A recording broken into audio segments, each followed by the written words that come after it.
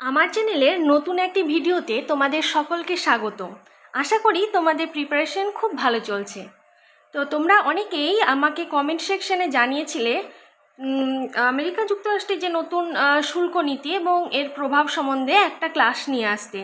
তো আজকে নিয়ে এসেছি, চলো আজকে দেখে নিই Trump's reciprocal tariff and it's effects, এই সম্বন্ধে কিছু ইনফরমেশন। তো তোমরা সকলেই জানো যে ডোনাল্ড ট্রাম্প আমেরিকা যুক্তরাষ্ট্রের আবার নতুন করে দ্বিতীয়বারের জন্য রাষ্ট্রপতি পদে নির্বাচিত হয়েছেন এবং রাষ্ট্রপতি পদে এসেই তিনি কিছু মারাত্মক ডিসিশন নিয়েছেন। তার মধ্যে অন্যতম একটা হলো এই নতুন শুল্ক নীতি। এছাড়াও আরও কিছু ডিসিশন যেমন তিনি নিয়েছেন, যেমন হুয়ের সদস্যপদ ছেড়ে দিয়েছেন। তারপর তোমরা দেখেছো কিছুদিন আগে নিউজে খুব আসছিল যে অবৈধ অভিবাসীদের তিনি একদম হাতে শিকল পরিয়ে দেশে পাঠিয়ে দিয়েছেন, তাই তো এইরকম মেজর কিছু ডিসিশন তিনি নিয়েছেন। তো আজকে আমরা যেটা দেখব সেটা হচ্ছে তার যে নতুন শুল্ক নীতি। প্রায় 180টি দেশের ওপর এই নতুন শুল্ক নীতি তিনি চাপিয়েছেন এবং যাদের মধ্যে আমরা দেখেছি যে চীনের সাথে একটা এই শুল্ক নিয়ে একটা প্রায় শুল্ক যুদ্ধের মতো সূচনা হয়ে গিয়েছিল এবং যা একটা বেশ একটা খবরের শিরোনামে আসছিল, তাই তো। তো প্রথমেই একটু আলোচনা করে নিই যে ট্রাম্পসের এরকম নীতি নেওয়ার পিছনে কারণটা কি। আচ্ছা দেখো, আমেরিকা যুক্তরাষ্ট্র কিছু দেশে তার পণ্য পাঠায়, মানে রপ্তানি করে। কিছু দেশে ধরো একটা উদাহরণ হিসেবে ধরে নিলাম একটা কান্ট্রি, ঠিক আছে। কান্ট্রিতে আমেরিকা যুক্তরাষ্ট্র, এটা আমেরিকা, কিছু জিনিস রপ্তানি করে। অনুরূপভাবে কান্ট্রিও আবার আমেরিকাতে কিছু জিনিস রপ্তানি করে। তো যাবৎ পর্যন্ত সিস্টেমটা কীরকম ছিল, ধরো আমেরিকা কান্ট্রিতে রপ্তানি করবার জন্য কান্ট্রিটা আমেরিকার কাছ থেকে 20% কর নিচ্ছে বা শুল্ক নিচ্ছিল, ঠিক আছে। কিন্তু যখন কান্ট্রি আবার রপ্তানি করছিল আমেরিকাতে অন্য কিছু পণ্য, তখন আমেরিকা যে শুল্কটা নিত সেটার পরিমাণ খুবই নগণ্য ছিল বা কম ছিল তুলনায় ধরো 10%, ঠিক আছে। এবং বেশিরভাগ কান্ট্রির ক্ষেত্রে কিন্তু এরকম নিয়মটাই ফলো হতো, মানে আমেরিকা যখন সেই কান্ট্রিতে জিনিস পাঠাচ্ছে সেটার জন্য আমেরিকাকে উচ্চ কর পে করতে হচ্ছে, এবং যখন ওই কান্ট্রি অন্য কোনো জিনিস আমেরিকাতে রপ্তানি করছে তখন তার জন্য আমেরিকা কিন্তু খুব কম পরিমাণে শুল্কটা পেত, ঠিক আছে। বেশিরভাগ কান্ট্রির ক্ষেত্রে এরকমই ছিল। কারণ হিসেবে তোমরা বলতে পারো যে আমেরিকা একটা হাইলি ডেভেলপড এবং তার ইকোনমি অনেক স্ট্রং, ঠিক আছে। এই কারণে আদার্স কান্ট্রিগুলোকেও কিছু পরিমাণে ছাড় দিত। কিন্তু ডোনাল্ড ট্রাম্প প্রেসিডেন্ট পদে আসার পরপরেই তিনি ডিসিশন নিলেন যে এই রকম যে বৈষম্যমূলক কর ব্যবস্থা, যেখানে সব ক্ষেত্রেই আমেরিকা যুক্তরাষ্ট্র শোষিত হচ্ছে, তাই না, কেননা আমেরিকা শুল্কটা কম পাচ্ছে অন্য দেশের থেকে, তাহলে এই রকম বৈষম্যমূলক নীতি তিনি আর চলতে দেবেন না। যে কান্ট্রি যেমন কর আরোপ করে আমেরিকা যুক্তরাষ্ট্রের উপর, তিনিও সেই ধরনেরই কর কিন্তু সেই কান্ট্রির ওপর আরোপ করবেন, ঠিক আছে। তো এই হচ্ছে ব্যাপার, যে কারণে ট্রাম্প প্রশাসন এরকম একটা নতুন শুল্ক নীতি কিন্তু নিয়ে আসেন, ঠিক আছে। তাহলে আমরা এই ফটোটা থেকে দেখতে পাবো কোন কান্ট্রির ওপর, এখানে সব কান্ট্রিগুলো দেওয়া তো পসিবল হয়নি, বেশ কিছু কান্ট্রি আমরা দেখতে পাচ্ছি যার উপর, ধরো ভিয়েতনামের ওপর 46% কর আরোপ হয়েছে। চায়না, এটা খুব ইম্পর্টেন্ট, চায়নার প্রাথমিকভাবে 34% কর আরোপ হয়, সেটা বাড়তে একদম 145% পর্যন্ত চলে যায়, ঠিক আছে। আমরা পরে নোটসে গিয়ে কিন্তু দেখতে পাবো। তারপর ইন্ডিয়া, দেখো 26% হচ্ছে ইন্ডিয়ার উপর কর আরোপ হয়, ঠিক আছে। জাপান 24%। তো কিছু 2-4টা কান্ট্রির মনে রাখলেই হবে, সবগুলো মনে রাখার দরকার নেই, ঠিক আছে। তাহলে বোঝা গেল যে আমেরিকা যুক্তরাষ্ট্রের নতুন শুল্ক নীতিটা কেন ট্রাম্প প্রশাসন নিয়ে এসেছে, ঠিক আছে। এবার আমরা নোটসটা শুরু করি। দেখো, মার্কিন যুক্তরাষ্ট্র 2 এপ্রিল 2025 তারিখে কিন্তু এই শুল্ক বৃদ্ধির ঘোষণাটা দেয়, ঠিক আছে। এবং এই ঘোষণা করবার পরেই প্রত্যেকটা রাষ্ট্র কিন্তু নড়ে চড়ে বসে, এবং ভারতের ক্ষেত্রেও স্বাভাবিকভাবেই চিন্তাভাবনা শুরু হয় এবং ভারতের রপ্তানিও কিন্তু প্রভাবিত হয়। প্রেসিডেন্ট ট্রাম্প আন্তর্জাতিক জরুরি অর্থনৈতিক ক্ষমতা আইনের অধীনে অভূতপূর্ব ক্ষমতা প্রয়োগ করে সমস্ত আমদানিকে প্রভাবিত করে বিস্তীর্ণ সার্বজনীন শুল্ক আরোপ করেছেন। ঠিক আছে, এই গেল 2 এপ্রিলের ঘটনা। এরপর 9 এপ্রিল আস্তে আস্তে ট্রাম্প উচ্চতর দেশ নির্দিষ্ট পারস্পরিক শুল্ক বাস্তবায়নকে 90 দিনের জন্য বিরতি ঘোষণা করে দেয়। ঠিক আছে, 90 দিন মানে হচ্ছে তোমার 9 জুলাই 2015 পর্যন্ত কিন্তু স্থগিত করে দেয়। ফলে সাময়িকভাবে ভারত সহ বিভিন্ন দেশের উপর যে একটা চাপ সৃষ্টি হয়েছিল অর্থনৈতিক, সেটা কিন্তু হ্রাস পায়। ঠিক আছে, এবার একটি মার্কিন ফেডারেল আদালত ট্রাম্প প্রশাসনের এই যে সিদ্ধান্ত, সেটাকে কিন্তু বেআইনি ঘোষণা করে। হ্যাঁ, সিদ্ধান্ত বলতে এই যে শুল্কের যে নিয়ম, সেটাকে কিন্তু বেআইনি বলে ঘোষণা করে। তবে ঠিক পরের দিন একটি মার্কিন আপিল আদালত সেই সিদ্ধান্তকে স্থগিত করে দেয়। তার মানে কি হলো? তার মানে যে ডিসিশনটা ট্রাম্প প্রশাসন নিয়েছিল সেটা কিন্তু ফার্দার অগ্রসর হলো, তাই তো? এবার কিছু দেশ 2-4টে এখানে এক্সাম্পল দিলেই যথেষ্ট, তাদের ওপর কতটা ট্যারিফ বা শুল্ক লাগু হয়েছে সেটা দেখে নাও।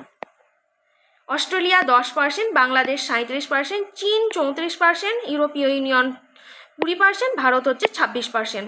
মোটামুটি এটা খুব ইম্পর্টেন্ট। আর এটা ঠিক আছে।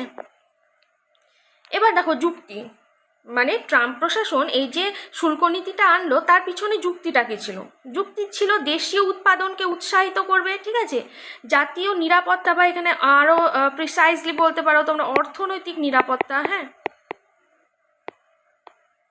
অর্থনৈতিক নিরাপত্তা রক্ষা হবে, আয়করের বিকল্প হিসেবে কাজ করবে, মানে কি দেশের আয় বৃদ্ধি পাবে এবং বাণিজ্য ঘাটতি কমবে। ঠিক আছে, এগুলো হচ্ছে এর সপক্ষে যুক্তি। এরপর শুল্ক বাস্তবায়ন 2টি পর্যায়ে করা হবে। হ্যাঁ, প্রথম পর্যায়ে কি দেখো, সকল দেশের উপর 10% শুল্কের ভিত্তিরেখা। সকল দেশের উপর 10%, এখানে 180টি প্রায় দেশের উপর কিন্তু শুল্ক আরোপ করা হয় এবং এটা লাগু হবে 5 এপ্রিল থেকে।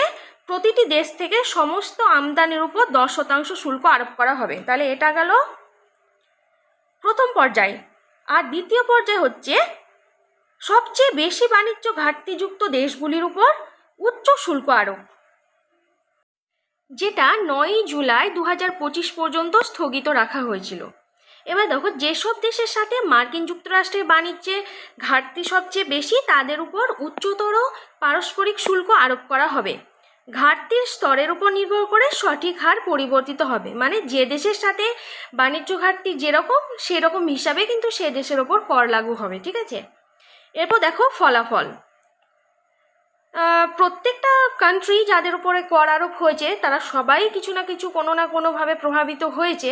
কিন্তু আমরা এখানে বিশেষ করে আলোচনা করব আমেরিকার নিজস্ব কী লাভ ক্ষতি হলো, তারপর চীনের উপর কী প্রভাব হলো, আর ভারতের ওপর। চীন এবং ভারত এই দুটোই আমরা দেখব, কেননা ভারত আমাদের দেশ হিসেবে এটা ইম্পর্টেন্ট। তেমনই চীনের সাথেও যে একটা শুল্ক যুদ্ধ শুরু হয়েছিল, সে কারণে চীন বারবার এই ব্যাপারটা নিউজে এসেছে, তাই এই ব্যাপারটাও আমরা দেখব। তাহলে আমেরিকার লাভ দেখো, 2025 সালের জুলাই মাসের মধ্যে এক অর্থ বছরে প্রথমবারের মতো $100 বিলিয়ন বেশি শুল্ক রাজস্ব বৃদ্ধি পায়। তাহলে এটা গেল আমেরিকার একটা লাভ বা পজিটিভ সাইড এই শুল্কের।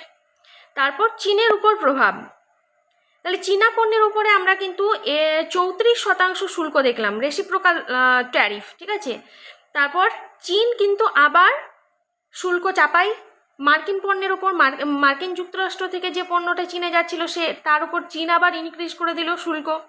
পাল্টা ট্রাম্প আরও 50% শুল্ক বৃদ্ধির কথা ঘোষণা করেন এবং মোট শুল্কের পরিমাণ হয় 84%। তার সঙ্গে পূর্বের 20%, মানে এই চলতি বছরের শুরুর দিকে কিন্তু 20% শুল্ক চাপিয়েছিল আমেরিকা চীনা পণ্যের উপর। ঠিক আছে, তাহলে এই 20% জুড়ে গিয়ে দাঁড়ায় 104%। পরে আবার সেটাকে ইনক্রিজ করানো হয় সেটা, এবং সেটা সর্বোচ্চ দাঁড়ায় 145%। ঠিক আছে, এবার চীনও কিন্তু থেমে থাকেনি, চীনও বরাবর পাল্লা দিয়ে চলেছে। চীনও দফায় দফায় 125% পর্যন্ত মার্কিন পণ্যের ওপর চীনা শুল্ক কিন্তু চেপে যায়। ঠিক আছে, তাহলে দেখা গেল, বুঝতে পারা গেল যে একদিকে চীন যেমন বাড়াচ্ছে, অন্যদিকে আবার আমেরিকা যুক্তরাষ্ট্র বাড়াচ্ছে, আবার চীন বাড়াচ্ছে, আবার আমেরিকা যুক্তরাষ্ট্র বাড়াচ্ছে, যে আলটিমেট কিন্তু হলো 145 এবং 125%। এবার এটা এবার দেখো, ট্রাম্পের এই সিদ্ধান্তের পরই দুই দেশের মধ্যে বাণিজ্য নিয়ে শঙ্কা দেখা দেয়। এক অনিশ্চয়তার মধ্যে পড়ে যায় আমেরিকা চীনের বাণিজ্য। এবার এটা থেমেছে একটা চুক্তির মাধ্যমে মার্কিন যুক্তরাষ্ট্র 30%, 30% কমিয়ে এনেছে তার শুল্ক, এবং চীন কিন্তু 10% কমিয়ে আনে। ঠিক আছে, এখানে গিয়ে কিন্তু এই ব্যাপারটা কিন্তু স্টপ হয়েছে। এরপরে আমরা দেখব ভারতের উপর প্রভাব। তার ভারতের উপর 26% শুল্ক চাপানো হয়েছিল, কিন্তু ওই যে সাময়িকভাবে 9 জুলাই পর্যন্ত এটাকে কিন্তু স্টপ করে রাখা হয়েছিল। তাহলে সাময়িকভাবে কিন্তু ভারত অব্যাহতি পেয়েছে, কিন্তু ওই যে 10% সব দেশের উপর যে 10% শুল্কটা চাপানো হয়েছিল সেটা কিন্তু রয়েছে। ভারতীয় রপ্তানির উপর মার্কিন শুল্ক আরোপের ফলে প্রযুক্তি এবং অটোমোবাইল থেকে শুরু করে টেক্সটাইল এবং গয়না পর্যন্ত একাধিক শিল্পের উপর কিন্তু উল্লেখযোগ্য প্রভাব পড়বে। ঠিক আছে, এবার দেখো, বিশেষ করে এখানে ইম্পর্টেন্ট হচ্ছে তোমার অটোমোবাইলটা খুব ইম্পর্টেন্ট, আর একটা হচ্ছে ওষুধ শিল্প। যদিও এখনও ওষুধ খাতটা এই শুল্কের আন্ডারের মধ্যে পড়েনি, বাইরেই আছে, কিন্তু সেখানে লাগু হলে আবার সেটাও কিন্তু ব্যাপকভাবে ক্ষতিগ্রস্ত হবে। তাহলে 2023-25 অর্থবর্ষে মার্কিন যুক্তরাষ্ট্র ছিল ভারতীয় অটোমোবাইল যন্ত্রাংশ শিল্পের বৃহত্তম রপ্তানি গন্তব্য। অটোমোবাইল আমদানিতে 25% শুল্ক আরোপের ফলে ভারতের অটোমোবাইল খাত উল্লেখযোগ্য চাপের সম্মুখীন হতে চলেছে। ঠিক আছে, বোঝা গেল তাহলে অটোমোবাইল সেক্টরটা কিভাবে অ্যাফেক্টেড হচ্ছে এই শুল্ক নীতিতে। আর একটা জিনিস হচ্ছে ভারতের ওষুধ খাত এই শুল্ক থেকে অব্যাহতিপ্রাপ্ত, মানে এখনো পর্যন্ত এই সেক্টরটাই কিন্তু শুল্ক লাগু হয়নি। এবার দেখো, এখানে একটা ইনফরমেশন দিয়ে রাখি, আমরা আমেরিকা থেকে যে ওষুধপত্রগুলো আমদানি করি সেখানে কিন্তু আমরা 10% কর নিই আমেরিকা যুক্তরাষ্ট্রের কাছ থেকে, কিন্তু আমরা যে আমেরিকা যুক্তরাষ্ট্রে যে ওষুধপত্রগুলো রপ্তানি করি সেখানে কিন্তু কোনো কর আমাদের দিতে হয় না। এবং এটাই কিন্তু যেটা আমি প্রথমে তোমাদের বোঝাচ্ছিলাম, যে এটাই আমেরিকা যুক্তরাষ্ট্রের নতুন এই পলিসিটা নিয়ে আসার কিন্তু কারণ। দেখেছো তো, এখানে একটা এক্সাম্পল তোমরা দেখতে পেলে যে আমরা ওষুধ রপ্তানি করছি তখন আমেরিকা কোনো কর নিচ্ছে না, কিন্তু যখন আমেরিকা আবার আমাদের দেশে পাঠাচ্ছে তখন আমরা কিন্তু 10% কর নিচ্ছি, তাই তো। তাহলে এবার এই যে ভারতের ওপর 26% শুল্কটা লাগু হয়ে যাবে বা যাই হোক, তো এটা থেকে অব্যাহতি পাওয়ার বা রেহাই পাওয়ার কি আমাদের উপায় আছে বা ভাবনা চিন্তা সরকার করছে।